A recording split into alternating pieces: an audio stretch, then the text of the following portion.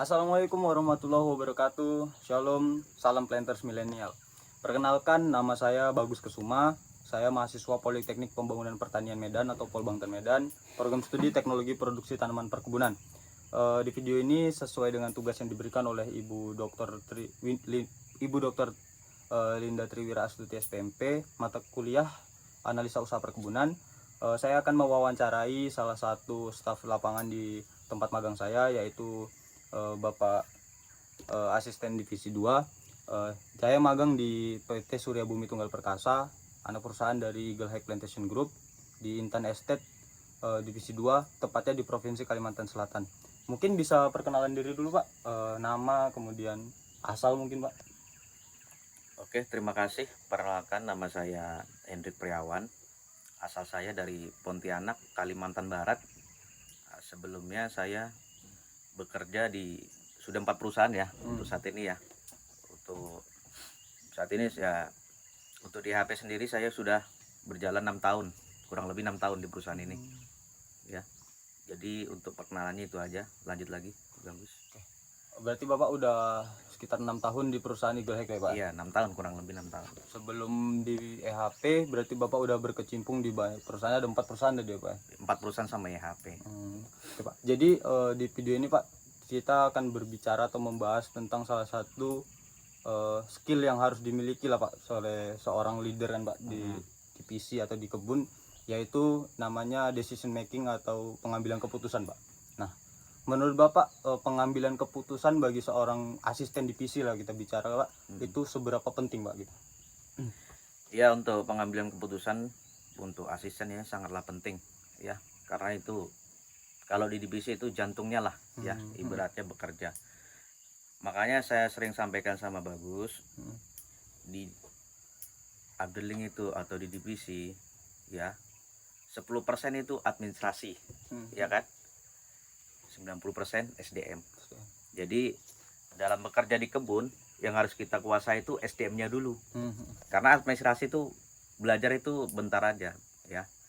Gampang lah, ibaratnya itu nggak seberapa kayak kita di kuliahan itu kan, kayak teori-teori kan gampang aja ya kan. Tapi untuk mempelajari sifat seseorang ini kan susah. Mengelola Karena SDM. ini kan SDM ini kan berbeda-beda. Rambut boleh sama hitam ya kan, tapi hati beda ya. Satu bisa kita atur, yang satunya enggak ya. Ya gimana caranya kita mau bisa ngatur ini? Ya dengan cara ya kita tarik ulur lah ibaratnya ya. Kalau karyawan kan kita nggak boleh keras terus, nggak boleh ya kan, terlalu lembut pun nggak boleh ya. Jadi ada kalanya kita ada pendekatan lah terhadap karyawan. Jadi saat kita mengambil keputusan yang sangat sulit, karyawan itu bisa terima ya. Ya contohnya ibaratnya orang ini nih sakit nih, kita berobatkan, tiba-tiba dia nggak bisa ini bekerja harusnya kan. Rekomendasi itu wajib bekerja, ya kita ambil keputusan, ya kamu wajib bekerja tapi seperti ini nih, karena dari manajemen sebenarnya dia disuruh kerja, tapi kita bilang orang ini harusnya istirahat kan. Istirahat. Ya makanya kita dari situ kan kita harus bisa ambil keputusan itu yang skala ringannya lah ya kan. Makanya hal sepele aja yang bisa menyelesaikan masalah di divisi ya. Terkait ini loh, Pak, misalnya pengambilan keputusan kan ada beberapa aspek yang harus kita lihat kan, Pak. Kayak kita harus lihat nih kepentingan dari perusahaan, tapi kita harus lihat juga kepentingan dari yang sisi karyawan ya kan. Sering terjadi lah mungkin atau konflik lah atau apa dari perusahaan dengan karyawan, dimana Bapak sebagai menjadi penengah lah di asisten divisi itu. Menurut Bapak menanggapi masalah itu gimana? Ya menurut saya ini udah wajar lah ya, namanya kita kerja di perusahaan kan pasti semua kita harus ikut peraturan perusahaan ya kan. Ya gimana kita bisa baik dari perusahaan ya kan, juga kita bisa dekat dengan karyawan gitu loh, agar karyawan kita tidak kayak ibaratnya kita pimpinan bukan kayak bos gitu kan, nyuruh-nyuruh aja tapi kita nggak peduli gitu ya. Namanya kita pimpinan kan kita mengayomi, bukan cuma memerintah aja kan. Mengayominya dalam hal seperti apa ya, jadi kita suruh, jadi kita berikan contoh ya. Kalau salah kita peringatkan ya, namanya anggota salah. Kalau kita diam ya berarti anggota itu membenarkan yang dia kerjakan walaupun salah, ya. Makanya kepemimpinan dalam divisi itu sangat penting ya. Kalau kita di divisi cuma separuh hati itu divisi nggak bakal jalan. Berjalan. Ya contohnya divisi 2 inilah. Ya dulu emang terbaik divisi 4 2023 kan. Ya. 2023 kan. 2024 2005 divisi 2 mendominasi nih. Ya karena apa? Ya karena kita mengaumi, ya kan? Mengaumi karyawan. Kalau karyawan hatinya sejuk, kerjanya pun sejuk. Enggak maksudnya enggak inilah. Enggak kayak ada pembangkang gitu. Gimana ya bilangnya ya, kayak melawan gitu loh. Jadi dia sejuk, dia kerja ikhlas, ya. Makanya disitulah fungsinya pimpinan kebun itu ya mengayomi. Dan jangan satu yang paling dilarang di kebun tuh sama karyawannya janji. Janji itu nggak boleh, ya. Kita janji ke karyawan kita tentang apa?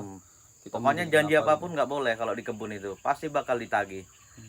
Dan jika ditagih kita nggak bisa menepati, yaitu ya udah karena itu tidak percaya sama lagi Nggak sama respect kita, juga ya sama nggak kita. respect. Kebun itu nggak bakal jalan. Seperti itu, Mas.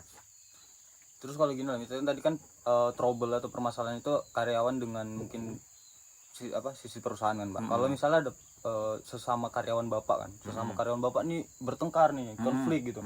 Bapak kan sebagai leader lah di divisi itu, gimana menanggapi itu, Pak?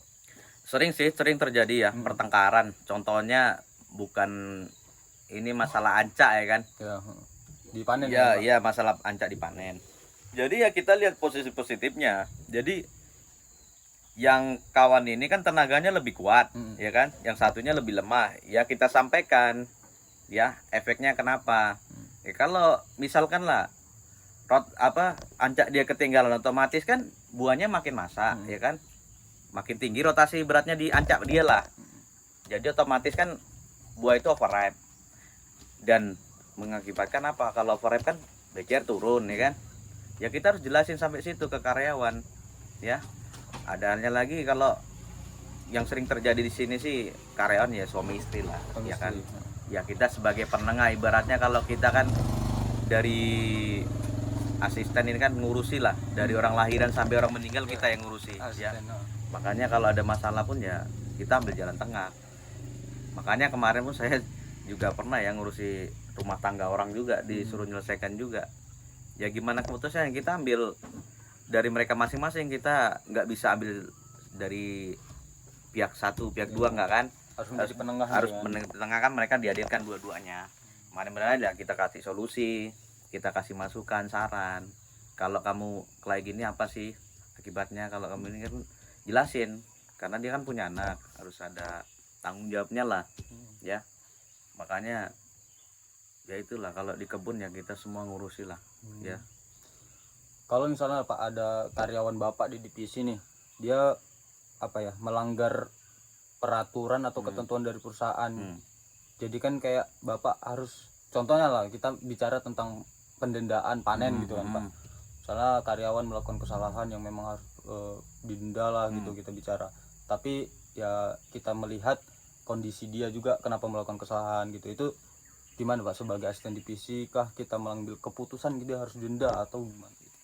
Sebenarnya kalau namanya dia udah udah ngelawan kebijakannya harus tetap kita denda. Itu bukan kebijakan, itu emang harus keputusan, ya kan. Keputusan itu ya harus kita ambil, karena kalau nggak kita denda ya berulang-ulang. Denda pun itu 3 kali berturut-turut, habis itu SP. SP nggak bisa, SP1, SP2 lama-lama kita keluarin ya. Contohnya kemarin kan ada juga karyawan yang kita keluarkan karena kualitas panen, ya kan. Nggak bisa diatur, ya. Ya kayak gini kan satu penyakit nanti nular kalau nggak kita eksekusi, ya. Jadi seperti itu. Pokoknya ya ibaratnya kalau kita menjaga kebunnya ya, kalau ada penyakit kita obati, kalau nggak bisa obati ya kita buang, gitu. Itu aja. Berarti sebagai asisten kita di satu sisi kita kita membuat supaya karyawan kita nyaman, tetapi satu sisi perusahaan tetap harus kita jalankan. Iya. Menurut Bapak lah di skill-skill yang harus dimiliki asisten divisi, kemampuan untuk pengambilan keputusan itu dari 1 sampai 10 ada di angka berapa Pak? Angka 10 sih kalau menurut saya ya. Kalau cuma nanggung-nanggung itu nggak bisa. Ya, jadi kita harus karena kita di sini emang harus berani ya, harus ngambil keputusan. Apalagi kalau kita di sini bukan cuma manajemen ya, kita berhadapan dengan kontraktor orang luar. Itu kita harus berani ngambil keputusan. Kalau enggak kita yang diatur gitu loh. dengan masyarakat luar. Dengan juga. masyarakat luar, makanya kita harus tegas, harus kuat lah. Ya. Mungkin pembicaraan kita atau wawancara kita tentang pengambilan keputusan mungkin sampai sini aja Pak. Itu terima kasih atas jawaban-jawaban yang sangat-sangat luar biasa Pak. Semoga pemirsa-pemirsa di video ini semakin memahami lah tentang pengambilan keputusan di video ini Pak. Mungkin terima kasih Pak, videonya saya akhiri. Wassalamualaikum warahmatullahi wabarakatuh. Salam Planters Milenial. Blok berapa ya?